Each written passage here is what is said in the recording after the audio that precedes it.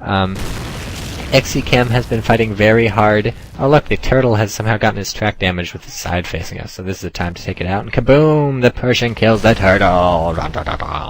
Pershing named after a US general, and the turtle named after an animal, so if this were recreated in real life, the matchup would probably work out the same, unless it was a snapping turtle, a giant snapping turtle, and Pershing was in advanced years and getting pretty old. In which case he'd probably lose. He's a World War I general, so his strategy would probably be to charge the snapping turtle with waves upon waves of men, and never realize how stupid he's being. God, World War I. Everyone charging and stuff. So xccam's been fighting very hard on the middle, and certainly making some progress along with his allies, and his ally actually managed to take the right too, although I would, if I were xccam, not kill his own Sherman trying to shoot through it. Look, it's another turtle, everyone loves those. I would probably send out some feelers to the left. Send at least like one infantryman, or more accurately an infantry squad, or even a scout or something. Just send him in. I don't know what that M8 is trying to do. Just trying to circle around behind the turtle. Send an infantry squad into the left and just see what kind of defenses they have. Best case scenario, there's no defenses and you take the actual point. Worst case scenario, there are defenses, you learn where they are and manage to shell them for a bit. So it's a win-win as long as you keep the pressure up, and especially considering how much they're worrying about the right-hand side. You see all these tanks on the right. It's a fair bet that they're just chilling on the left with not a lot, just like xccam is chilling on the left with not a lot. Manages to damage the track of the turtle that doesn't matter. Let's see if he damages the track of the turtle that does matter now. He's using direct control, and unfortunately he did not hit very well. At distances like this, where everything's pretty touchy and being off by a little can mean you miss the tread, I often let the AI aim. I just right-click on the tread. It does let you tell the AI to target certain parts of the thing. But direct control, probably a better idea. And track damage, so there you go. That turtle is now screwed in the existential sense, because he's not actually dead yet. M36 Slugger driving behind his dead Pershing friend, that would not work in real life, I have to tell you this much. Seeing this Pershing flipped on its side reminds me of playing Soldiers Heroes of World War II long ago. In fact, a demo of Soldiers Heroes of World War II. That was the game before Men of War.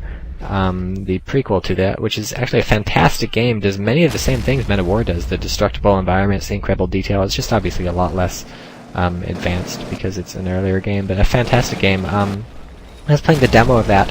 I threw an AT grenade at, I think, a Tiger tank, managed to flip the Tiger tank all the way around. The Tiger tank landed on its turret and kept shooting at me. I did not damage the Tiger otherwise, and the machine gun crew in the Tiger, crewing the coaxial machine gun, they work fine upside down. They just kept firing. So that was interesting.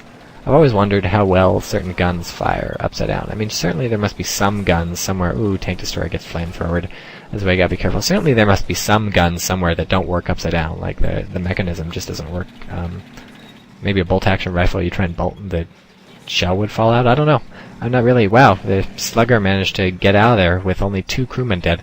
Guess the flamethrower did not hit the engine enough to set it on fire, so...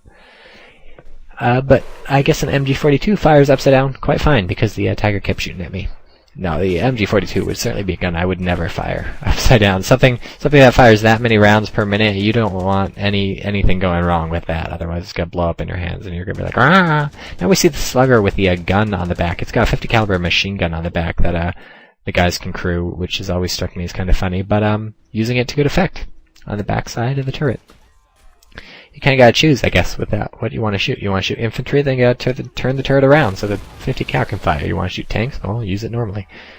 Very hilariously, if you saw briefly, those 2 artillery pieces that his allies have set up in the river, they deployed bushes to cover the artillery pieces. That's what things like machine guns and artillery and AT guns, you can deploy bushes for cover. But if you're in the middle of the river, I don't think you're fooling that many people. Looks like his Pershing just took out a Firefly.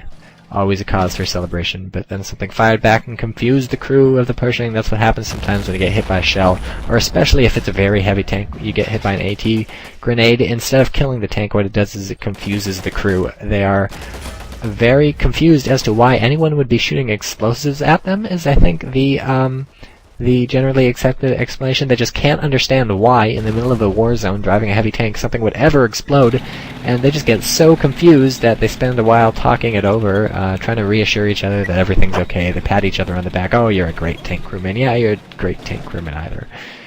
Get me line of sight on that turtle. Well, he got line of sight on the turtle. How he's got this, nobody knows, but he's using his tank destroyer to try and take it out. Hooray.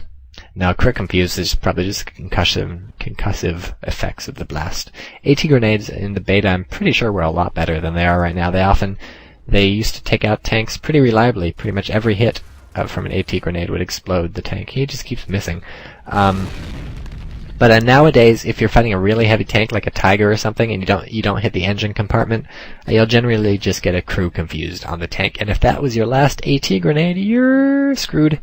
Because all you did, crew confused, might as well mean crew pissed off, because they're, bazooka just killed that Sherman in the distance, the background, the opposite of the foreground, if you're watching. But, yeah, because if that was your last AT grenade, the tank crew is going to shake itself out of its stupor, and probably mow you down with a coaxial machine gun. Your best bet is to take cover in a bush, or go find a wrecked tank to steal TNT from.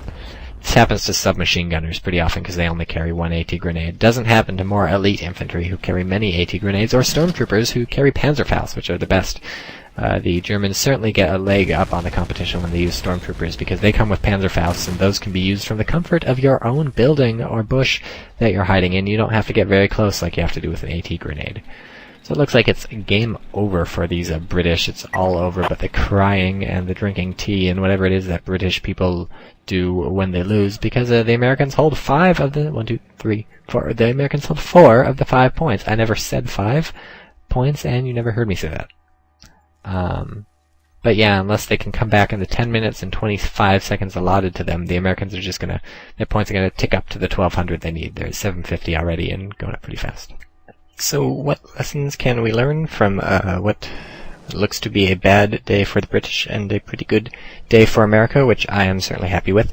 Well, we can learn that you should always keep the pressure up. xccam